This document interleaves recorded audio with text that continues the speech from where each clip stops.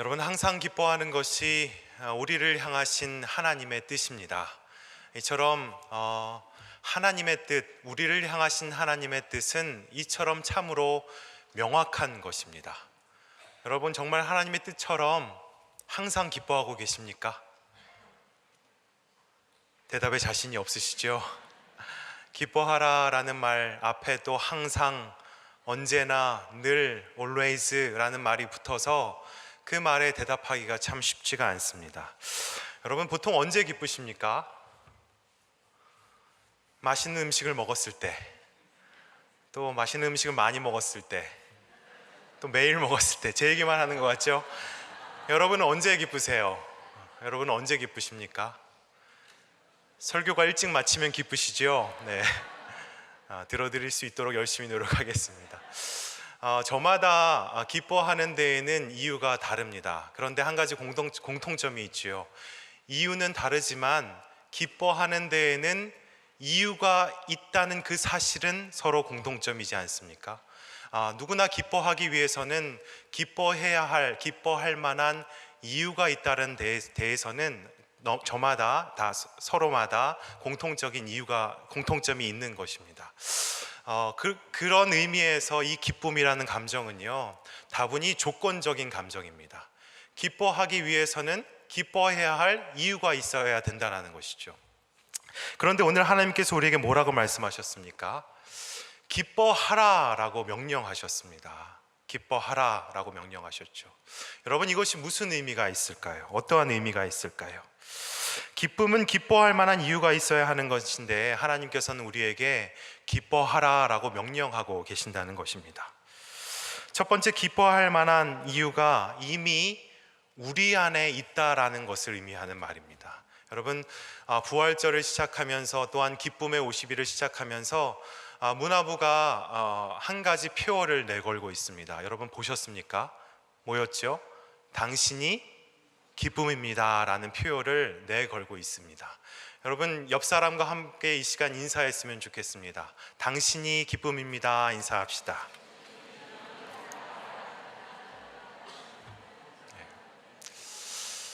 정말 여러분, 옆 사람이 여러분의 기쁨이십니까? 옆 사람이 여러분에게 뭘 해줬다고 기쁨이십니까? 해준 건 없을 수 있습니다. 해준 건 없을 수 있지만 기쁨의 이유가 있습니다. 옆 사람 안에 있는 부활하신 주님이 옆 사람 안에 마음 가운데 자리 잡고 계시기에 우리는 옆 사람에게 당신이 기쁨입니다 라고 자신 있게 얘기할 수 있는 것이죠. 동시에 우리 안에도 부활하신 주님이 살아 역사하고 계시기에 옆 사람에게 당당하게 인사를 건넬 수 있는 것입니다. 기뻐하라, 이미 기쁨의 이유가 너희에게 있다라는 하나님의 말씀입니다. 이미 우리에게 기쁨의 이유 있는 자답게 그렇게 하루하루를 살아가시는 저와 여러분 다 되실 수 있기를 주님의 이름으로 축원합니다. 두 번째, 하나님께서 항상 기뻐하라라고 명령하시는 이유가 있습니다. 여러분, 무엇이겠습니까? 이미 기뻐할 수 있는 조건을 만드는 힘과 능력과 키가 너희에게 있다라는 말씀을 하고 계시는 겁니다. 여러분, 만약에 지금 너무 기쁜 일이 있어서 여기 있는 우리 모두가 함께 웃고 있다고 가정해 봅시다. 그런데 한참을 신나게 웃고 있는데요, 여기 앞에 계시는 권사님이 슬픈 표정을 짓고 계시는 겁니다. 여러분들이 신나게 웃다가도 슬픈 표정을 짓고 계시는 이 권사님의 표정을 보면 여러분 어떻게 하시겠습니까? 웃다가도 그 슬픈 표정을 보면 자신의 웃는 것을 잠시 멈추는 것이 우리들일 것입니다. 권사님의 사이가 가까우면 가까울수록 마음껏 기뻐한 일이 있어도 쉽게 기쁨을 표현하지 못하는 것이 바로 이 기쁨이라는 감정의 특징입니다. 그런 의미에서 이 기쁨이라는 감정은요, 다분히 공동체적인 감정입니다.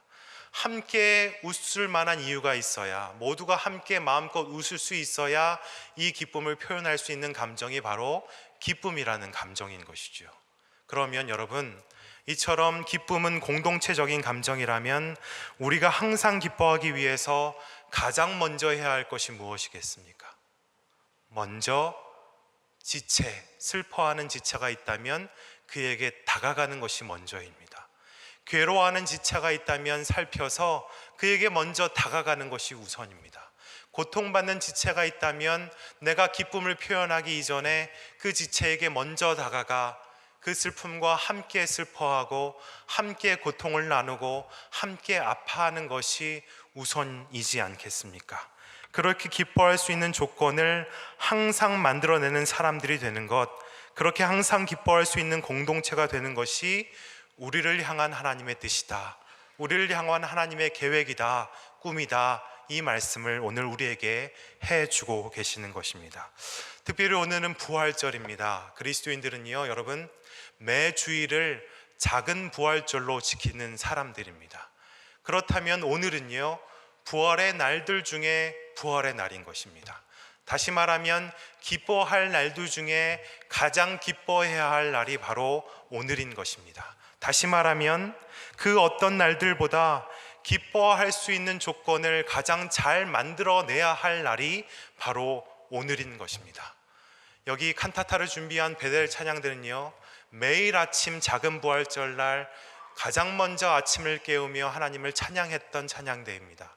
또한 이 칸타타를 준비하기 위해서 매일 저녁, 매주 토요일 저녁마다 모여서 칸타타를 오래전부터 준비해냈습니다. 함께 기뻐하라, 항상 기뻐하라는 하나님의 명령을 오래전부터 순종했던 자들이 바로 베델 찬양대인 것이죠. 그러면 여러분들은 무엇을 준비하셨습니까? 또한 여러분들은 지금 무엇을 준비하고 계십니까? 베델 찬양대의 찬양을 들으면서, 그 찬양을 듣고 함께 그 찬양을 노래하면서 우리 안에도 어떻게 하면 항상 기뻐할 수 있는지, 어떻게 하면 지체의 슬픔을 먼저 헤아릴 수 있는지를 깊이 묵상하고 기억하고 생각해 보시는 복된 시간들 될 수 있기를 우리 주 예수 그리스도의 이름으로 축원합니다. 하나님께서는 오늘도 우리에게 항상 기뻐하라라고 말씀하셨습니다. 하나님께서는 오늘도 우리에게 항상 기뻐할 수 있는 조건을 계속해서 만들어 가라라고 말씀하셨습니다. 이 명령에 오늘도 당당히 순종하며 나아가시는 복된 주의 사람들 다시 되실 수 있기를 우리 주 예수 그리스도의 이름으로 축원합니다.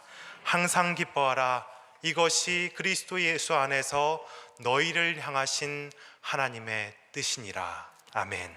기도하시겠습니다. 하나님 아버지, 오늘 말씀을 통해 우리를 향하신 하나님의 뜻과 계획, 끝꿈이 무엇인지를 다시금 명확히 기억하게 하시니 하나님 참 감사합니다. 우리 안에 이미 기쁨의 이유가 있음을 믿게 하시고, 이미 우리 안에 기뻐할 수 있는 조건을 만들어내는 능력과 힘도 주셨음을 믿고 항상 기뻐하는 그 뜻 이루며 살아가는 주의 백성들 다 될 수 있도록 인도하여 주시옵소서. 누구보다 이 시간 베델 찬양대 하나님의 뜻을 따라 온몸과 마음을 다해 찬양을 준비했습니다. 하나님 기뻐 받아주시고 이들의 찬양을 통해 참된 회복이 있게 하시며 이들의 헌신을 통해 함께 찬양에 동참하는 우리 또한 기쁨의 사명 감당하는 우리 모두 되게 하여 주시옵소서. 예수 그리스도의 이름으로 기도합니다. 아멘.